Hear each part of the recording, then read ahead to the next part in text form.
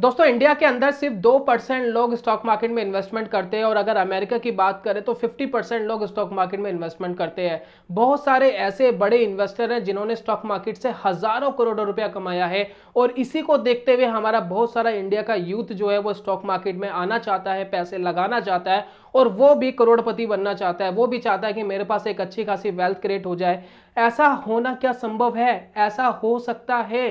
क्या ये सिर्फ छलावा है या ये सिर्फ कुछ लोग ही कर सकते हैं? अगर दोस्तों इस वीडियो को आप कंप्लीट देख लेंगे तो यकीन मानिए, मैं आपसे प्रॉमिस करता हूं कि आप स्टॉक मार्केट से करोड़पति बनने की शुरुआत कर चुके होंगे, वो भी बिना किसी कोर्स को खरीदे, बिना किसी एक्स्ट्रा एफर्ट को लगाए। तो चलिए शुरुआत करते हैं कि क्या है स्टॉक मार्केट। मेरा नाम है अनमोल मित्तल, आप देख रहे हैं ट्रेडिंग चैनल के यूट्यूब चैनल। चलिए शुरू करते हैं और देखते हैं दोस्तों किस तरीके से पैसा बनेगा।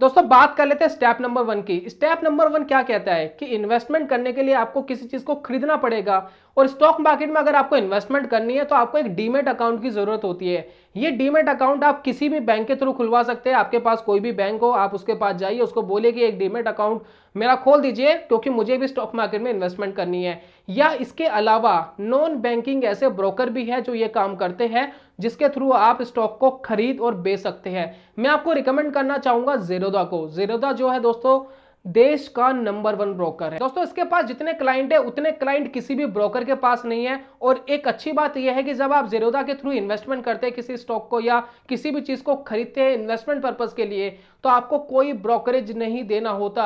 अगर हम बैंक वालों की बात करें तो अकाउंट ओपनिंग का बहुत अच्छा खासा चार्ज ले लेते हैं वो, साथ में वो ब्रोकरेजेस भी बहुत अच्छी खासी ले लेते हैं। तो इस वजह से मैं आपको रिकमेंड नहीं करता। मैं आपको रिकमेंड करूंगा कि आप ज़ीरोधा के थ्रू जाए, नीचे आपको लिंक दिया है ज़ीरोधा का, आप जाकर के विजिट करके पूरी इंफॉर्मेशन ज़ीरोधा के बारे में ले सकते हैं। बात कर लेते हैं स्टेप नंबर 2 की। स्टेप नंबर 2 क्या कहता है कि हमारे पास डीमेट अकाउंट तो आ गया, अब इन्वेस्टमेंट किस चीज के अंदर करें। अब स्टॉक्स को चूज करना तो बहुत बड़ी एनालिसिस चाहिए, बहुत सारी चीजें चाहिए, लेकिन बेफिक्र रहिए, मैं आपको ऐसा तरीका बताने वाला हूं कि जिंदगी में आपको कोई स्टॉक सेलेक्ट करने की जरूरत नहीं पड़ेगी। एक ऐसा तरीका जिससे आप हमेशा पैसे बना पाएंगे और वो स्टॉक कभी जीरो भी नहीं होगा। तो आज दोस्तों बात कर लेते हैं कि वो स्टॉक क्या है। सबसे पहले जान लेते हैं कुछ जानी मानी कंपनियां। यस बैंक का नाम आप सबने सुना है, पीएनबी का नाम आप सबने सुना है, डीएलएफ बहुत बड़ा बिल्डर था, अभी भी है, लेकिन इसका नाम आपने सुना है। इसके स्टॉक्स की हालत देखिएगा, मैं आपको कुछ ग्राफ दिखा रहा हूं। पीएनबी का ग्राफ देखिए किस हद तक गिरा है, सोच सकते हैं आप। एक बार दोस्तों यस बैंक का ग्राफ देखिए, 400 रुपए तक का हाई बनाया था और ये स्टॉक 5 रुपए तक गिर गया था, अभी करंटली गिरा था। तो आप सोच सकते हैं कि अगर आपने इसमें इन्वेस्टमेंट करा होता तो पैसा जीरो। उसके बाद आप डीएलएफ का चार्ट देखिए, ये भी बहुत हाई लेवल पर चलता था, ये भी देखिए किस लेवल पर आजकल ट्रेड कर रहा है। तो इतने सारे जो स्टॉक्स है, इतनी बड़ी बड़ी कंपनियां अगर गिर सकती है तो क्या हमारा पैसा डूब सकता है? दोस्तों डूब सकता है, लेकिन ना डूबे इसका क्या तरीका है, हम किस तरीके से ऐसे स्टॉक को सिलेक्ट करें कि जिसमें पैसा ना डूबे। तो दोस्तों सिलेक्ट करने की जरूरत ही नहीं है। हम बात करने वाले निफ्टी 50 की। निफ्टी 50 क्या है? निफ्टी 50 को अगर सीधी भाषा में समझे तो हमारे देश की जो सबसे बड़ी 50 कंपनियां हैं उस 50 कंपनियों को मिलाकर के निफ्टी 50 बनता है। तो अगर आप निफ्टी 50 के अंदर पैसा लगा लेते हैं तो उसका सीधा मतलब यह है कि आपने देश की सबसे बड़ी 50 कंपनियों के अंदर पैसा लगा दिया।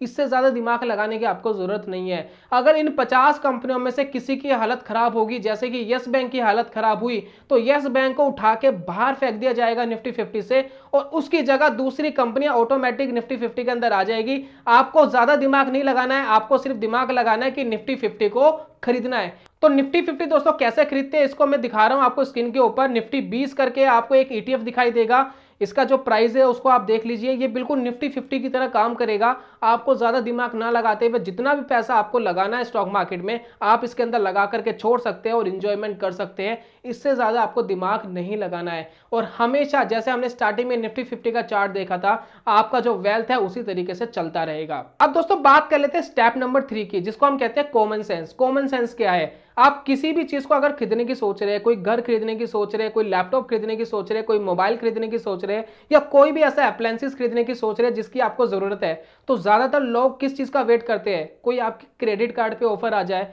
कोई सेल आ जाए, कोई अमेजन सेल दे दे, कोई फ्लिपकार्ट सेल दे दे। तो इस तरीके की सेल या जहां पर सस्ता मिल रहा हो, आप 4-5 दुकानों को देखते हैं, रेट ट्राई करते हैं, और जहां पर जो चीज सस्ती मिल रही हो आप उसको खरीद लेते हैं। लेकिन दोस्तों स्टॉक मार्केट में आपका दिमाग उल्टा काम करता है, आप कॉमन सेंस वहां यूज नहीं करते हैं। आप स्टॉक मार्केट में तब पैसा लगाते हैं जब स्टॉक मार्केट तेजी से ऊपर जा रहा होता है, और जब वो गिर रहा होता है तो आप डरे हुए होते हैं घर के अंदर कि स्टॉक मार्केट तो इतना गिर रहा है, हजारों करोड़ों लाखों रुपया डूब रहे हैं। मैं निफ्टी 50 का चार्ट दोबारा दिखा रहा हूं आपको ताकि रिमाइंड हो जाए। निफ्टी 50 बढ़ रहा था ऊपर से, कितने सालों से बढ़ रहा है, बीच में गिरता है, लेकिन सिर्फ 1.5 से 2 साल ऐसा होता है दोस्तों, आपका वो वापिस उस लेवल पर आ जाता है और 1.5 से 2 साल में वो फिर रिकवर कर जाता है। तो बात समझ में आई? यहां भी कॉमन सेंस ही लगाना है, यानी निफ्टी जब सस्ता मिल रहा है तभी खरीदना है, जब वो महंगा चल रहा है तब खरीदने की जरूरत नहीं है। अपने पैसे को बैंक में ही रखिए, जरूरी नहीं है कि तब आपको खरीदना है। तो आप वेट कर सकते हैं कि निफ्टी 50 अगर नीचे गिर रहा हो, अच्छा खासा गिर चुका हो, तभी पैसा लगाना है। ये वीडियो बनाने का मेन मोटिव यही था कि मार्केट इस टाइम बहुत ज्यादा गिरा हुआ है और काफी सारे नए लोग स्टॉक मार्केट में इन्वेस्टमेंट करने की सोच रहे हैं, तो उनको सही गाइडेंस मिले, और ये बिल्कुल सही मौका है आपके इन्वेस्टमेंट करने का। हो सकता है जब आप इन्वेस्टमेंट करें जितना बाजार गिरा है उससे और ज्यादा नीचे गिर जाए, लेकिन आप ये सोचिए कि जो टॉप था बाजार का अगर आप उससे खरीदते, उससे तो काफी ज्यादा सेफ एंड पे आप बैठे हो। और अगर वो थोड़ा और गिर भी जाता है तो आपको दुखी नहीं होना चाहिए, आपको परेशान नहीं होना चाहिए। आपने देश की सबसे बड़ी 50 कंपनियों को खरीद लिया है, आपने देश के सबसे बड़े 50 कंपनियों को इन्वेस्टमेंट कर दी है, और जैसे ही स्थिति सुधरेगी कोरोना वायरस की, वैसे ही ये बहुत जल्दी रिकवर करेगा और आपको एक खासा रिटर्न देने वाला है। मैं आपको एक पी रेशो का कोई चार्ट दिखाने वाला हूं जो एक कमाल का चार्ट है, जो आपको बताएगा कि किस तरीके से चीजों को अगर हम पी रेशो के साथ देखें तो किस तरीके के रिटर्न मिल सकते हैं। तो यहां पर आपको दिखाया गया है कि जैसे ही पी रेशो 20 से नीचे जाता है तो आपके जो रिटर्न्स है वो कमाल के होने स्टार्ट हो जाते हैं। आपको 70%, 80% तक, 90% तक रिटर्न मिलने स्टार्ट हो जाते हैं, 150% तक के रिटर्न मिलने स्टार्ट हो जाते हैं जब आप इस तरीके से इन्वेस्टमेंट करते हैं। और जब आपने हाई पीई रे पे खरीदा होता है, जब स्टॉक मार्केट काफी बढ़ा हुआ होता है, तब आपके जो रिटर्न्स है वो कई बार माइनस में दिखाई देते हैं। तो स्टॉक मार्केट में कैसे खरीदना है, क्या खरीदना है, कब खरीदना है, ये तीनों चीजें मुझे लगता है आपको क्लियर होगी। दोस्तों बात कर लेते हैं स्टेप नंबर 4 की कि अमीर कैसे बने। अमीर बनने की जो पहली स्टेप है वो क्या है? पहली स्टेप दोस्तों समझ लीजिए, दो आदमी है, एक आदमी लाख रुपए महीना कमाता है और एक आदमी सब्जी वगैरह बेच के, किराने की दुकान वगैरह चला करके 15,000 या 20,000 रुपए महीना कमाता है। तो आपके दिमाग में आ रहा होगा आंसर कि अमीर आदमी तो लाख रुपए कमाने वाला है क्योंकि वो ज्यादा कमाता है। लेकिन दोस्तों जो सब्जी की काम कर रहा है, जो किराने की दुकान चला रहा है, वो उससे ज्यादा अमीर बन सकता है। कैसे बन सकता है? इसका रीजन सोचिए। जो 1 लाख रुपए कमा रहा है, अगर उसने अपने खर्चे भी 1 लाख रुपए के ही कर रखे या उससे ज्यादा के कर रखे हैं, तो ऑब्वियसली वो अमीर नहीं है, वो गरीब होता जा रहा है, क्योंकि उसके खर्चे 1 लाख रुपए से ऊपर के हैं और वो कमा 1 लाख रुपए रहा है। लेकिन जो सब्जी वाला है जिसने 10-15 हजार या 20,000 रुपए कमाए, उसने अपनी सारी इनकम में से 500 रुपए बचा लिए, 700 रुपए बचा लिए, या फिर 1,000 रुपए महीने के बचा लिए, तो भैया वो अमीर हुआ। पैसे वाला कौन हुआ? पैसे वाला वही हुआ जिसने पैसे बचाए, जिसने पैसे कमा के खत्म कर दिए, वो कहे का अमीर आदमी। अगर उसे आप जरूरत के टाइम पे कुछ पैसा मांग लोगे तो क्या वो दे सकता है, लेकिन अगर आप उस सब्जी वाले से मांग लोगे तो हो सकता है वो 500-1,000 रुपए आपको उधार दे दे या किसी गरीब आदमी की मदद कर दे। तो यही चीज आपको समझने की जरूरत है कि आप जो भी कमाते हैं, जितना भी कमाते हैं, जितना आपसे हो सके 100 रुपए, 200 रुपए, 500 रुपए हर महीने इन्वेस्टमेंट करिए। और जब आप ऐसा करते हैं तो चीजें बहुत कमाल की दिखाई देती है। मैं आपको एक 5,000 रुपए का एग्जाम्पल देना चाहता हूं कि अगर आप 5,000 रुपए महीना बैंक में लगाते तो क्या होता, और जो मैं आपको निफ्टी की कहानी सुना रहा हूं अगर आप इसमें लगाते तो क्या होता। तो यहां पर अगर हम 5,000 रुपए बैंक में लगाते 21-22 साल तक, तो ये जो रिटर्न है 7% के हिसाब से भी अगर हम लगाए तो 30 लाख रुपए के आसपास बनता। लेकिन अगर यही पैसा आप स्टॉक मार्केट में लगाते तो ये 1 करोड़ के आसपास बनता।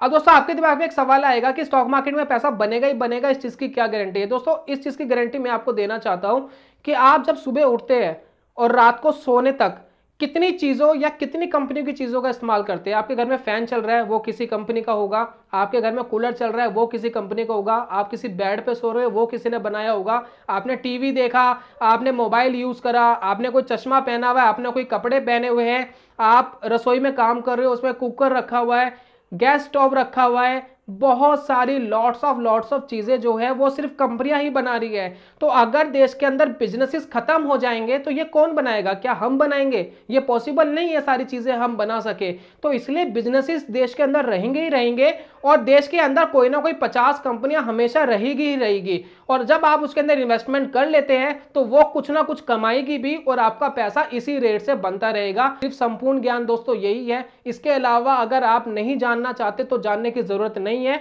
लेकिन अगर कुछ लोग ऐसे हैं जो स्टॉक मार्केट को चूज करना, स्टॉक को सिलेक्ट करना अपना पैशन समझते हैं तो बिल्कुल वो करिए। इंडस्ट्री में आए, बुक्स पढ़िए, ट्रेनिंग करिए, बड़े इन्वेस्टर के लेक्चर सुनिए, उनकी बुक्स है तो वो सुनिए, उन्होंने दोस्तों क्या कहा है इन्वेस्टमेंट के बारे में उसको देखिए, क्या उनका तरीका है और आप स्टॉक को सिलेक्ट करके भी इन्वेस्टमेंट कर सकते हैं। तो मिलता हूं दोस्तों नेक्स्ट वीडियो में कमाल के कॉन्सेप्ट के साथ। तब तक के लिए goodbye, God bless you, bye bye दोस्तों।